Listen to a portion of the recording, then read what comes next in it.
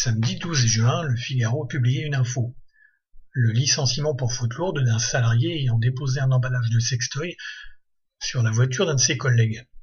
Alors c'était un boucher travaillant dans le carrefour de Langueux, dans les Côtes-d'Armor. Au-delà de l'affaire elle-même, le commentaire du Figaro laisse pantois. Le salarié licencié pour faute lourde serait, d'après le Figaro, privé de ses droits au chômage.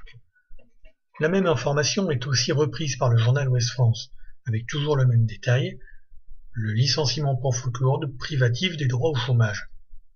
Alors tuons le suspense dès le début. Si, le salarié aura droit au chômage s'il a cotisé suffisamment. Qu'il soit licencié pour faute simple, pour faute grave ou pour faute lourde, il a droit au chômage. Qu'est-ce que la faute lourde? C'est une faute grave, mais intentionnelle. C'est l'envie de nuire. La faute lourde prive le salarié de l'indemnité de licenciement, tout comme la faute grave. Jusqu'il y a encore 2 ans, la faute lourde privait le salarié de ses congés payés, mais ce n'est plus le cas. La seule différence est que l'employeur peut demander des dommages et intérêts au salarié pour le préjudice commis volontairement.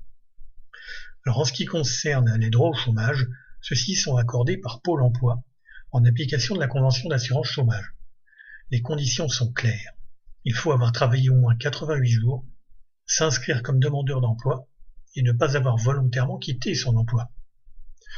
Conclusion, le boucher du carrefour de Langueux ne peut être privé de ses droits au chômage. Comme l'a bien noté de nombreux internautes à la suite de l'article du Figaro.